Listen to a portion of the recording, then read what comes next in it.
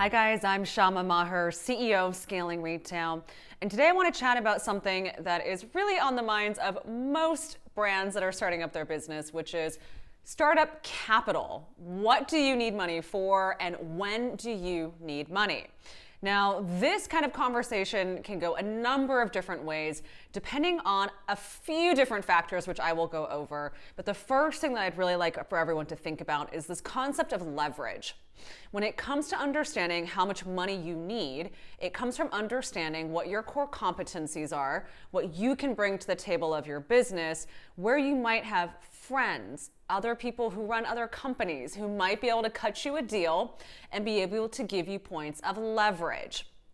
Now, I'm going to go over a few different key areas that you need to be planning for, both pre-launch and then as your business has launched, but the actual dollar amount will vary based on leverage and also based on things like your cost of goods. So let's go ahead and unpack startup capital. What do you need and when do you need it?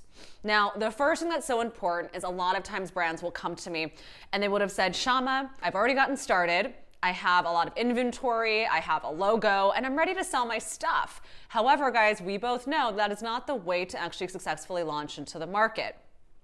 Sure, cost of goods and product is going to be a huge component, and making sure that you have an understanding of what that product is going to look like, the assortment planning, the gross margin planning, super important.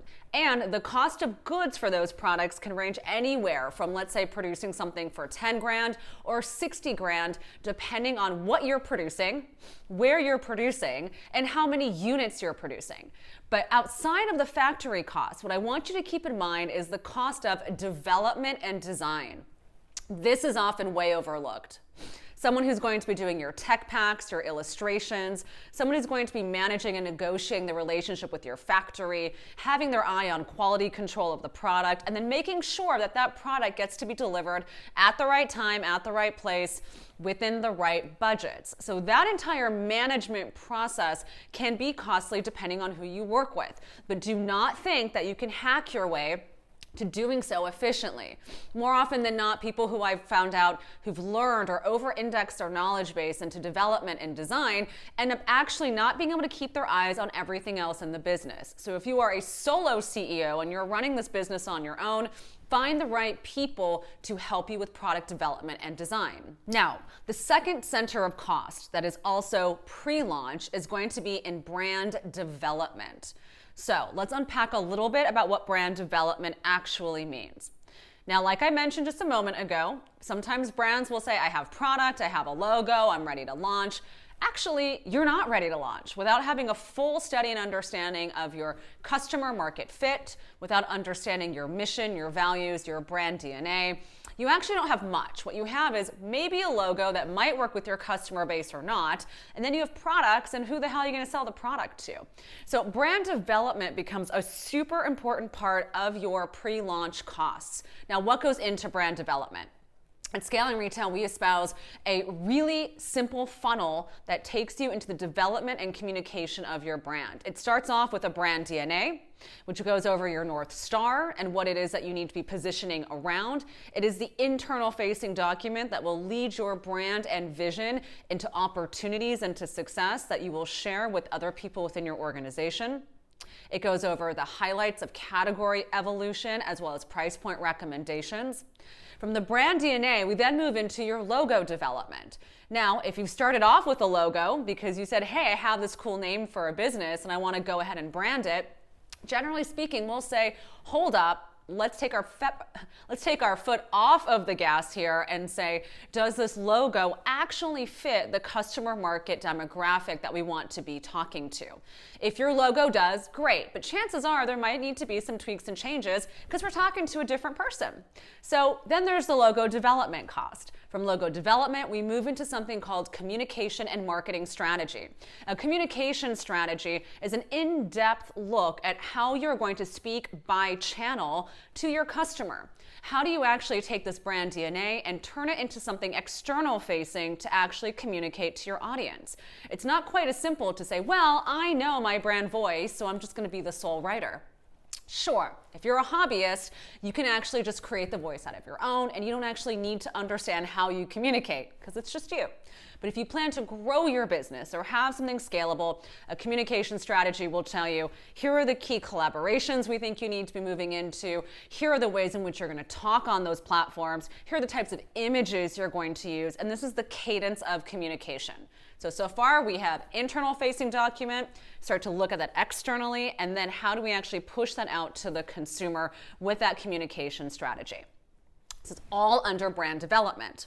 Now, in brand development, we also have your first photo shoot, the lifestyle shoot, the e-com shoot. Then we move into your website development, where we then have your copywriting, your creative direction, the building out of your website. So all of these things, guys, are really housed under your pre-launch costs of brand development.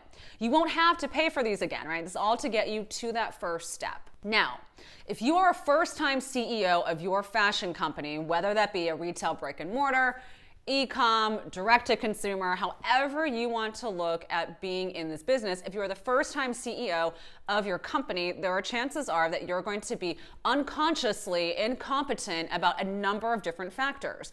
As you start to pull back the onion layers of understanding what it takes to run a business, you're going to start to find you move from unconsciously incompetent to consciously incompetent. And that means now you know these are the key areas of the business that I actually need to understand more of.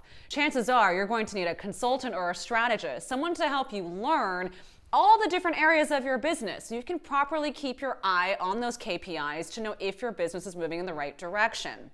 Now, this is important. I am tired of talking to first-time CEOs who go down the rabbit hole of taking a Google Analytics class for 3 months, a Facebook advertising class for 3 months, learn how to do their own tech packs, and basically try to become an expert in these different things. You will not master them. That is not your job. Your job is to be totally consciously competent in the things that you bring to the table and start to fill in the holes around you by understanding the areas that someone can support you with, right? So you have your own personal competencies, you are now consciously incompetent, and now you're filling out those holes. So plan for some sort of CEO advisor or someone who's going to help you rapidly bring up your education level so you know how to lead and manage your new business. Now, this is super important when it comes to startup capital and deploying capital, pre-launch and operating costs. So it's very important to understand how much do I need to get me to this point of launch, and then what do I need in order to help me that's ongoing in terms of those operational expenses. Marketing is one of those things that goes into your ongoing cost. It is a huge part of creating that flywheel to get your business to grow. Marketing and operations and product development are really going to be the cost centers that you need to plan for. So if you start off and you in your pre-launch phase and you decide to build a business that has a strategic plan that's going to grow very fast and you want to grow big, well, those flywheel costs might be larger than you anticipate. So remember, you want to start the way you want to finish. You want to be diligent and strategic. So what are those ongoing costs? Well, under the umbrella of marketing, you'll be looking at having a publicist. I think PR is one of the most incredible and important points of contact you can have to editors, influencers, etc.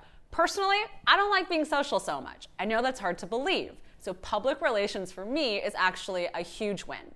I would say PR, you're looking at your social spend for advertising, you're looking at the cost to run your organic social media, you're looking at the continuous photo shoots that you need to be doing. You're also looking at ongoing search engine optimization, as well as programmatic advertising, PPC, and a whole host of other things you can pull the levers on, such as paid influencer collaborations. And then lastly, that goes really nicely hand in hand with those paid influencer collaborations, will be things like affiliate marketing. But guys, once you flip the lights on these kinds of processes, you do not want to turn them off. You want to make sure you launch with enough systems in place to reinforce your strategy and to be able to really build that flywheel so that you can continue to have a well-run marketing machine. So plan your budget wisely. Now, the next ongoing costs here are going to be operational. So we're looking at things like your shipping and logistics centers. We're going to be looking at costs around your packaging. We're going to be looking at costs around having an in-house customer service rep or someone who's going to be managing all those inbound inquiries. And we're going to be looking at what are the other components that you need in order to run this business efficiently. You probably need an accountant. You probably need to be able to have a lawyer on hand, right? Maybe you have an office space that you're working out of. So start to make a list of those operating costs that you're going to need to have indefinitely. Perhaps in your strategic plan, you're hiring people in year 2, year 3. Great, but what are those KPIs to get there? But that startup capital, guys, you're gonna need to fuel ongoing operations for 12 to 18 months as you start to really find your home in the market. Let's circle this back to home where we started. Product development and merchandising, what you create. Once you launch something, like I said, you're not going to turn the lights on to simply turn them off after a season. What a waste of startup capital to go into business to then say, hey, I'm just going to be able to operate this business for 6 months, but I actually can't afford to operate it longer. Was it just some big hypothesis that you were doing for shits and giggles? Chances are not, right? Chances are that you actually have the dream of having a business that will scale. So look at product assortment and product development from the perspective of your ongoing cash flow. How much can you afford, not just for your first collection, but for subsequent collections?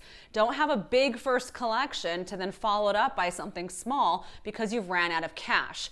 Start to look at what your cash flow looks like and your investment in terms of that pre-launch phase, which again, maybe 12 months of pre-launch, and then post-launch for that 12 to 18 months. We need to build a strategic plan to take the most advantage of your investment because guys, you're in business to make money. So be the best investor in your business by being strategic.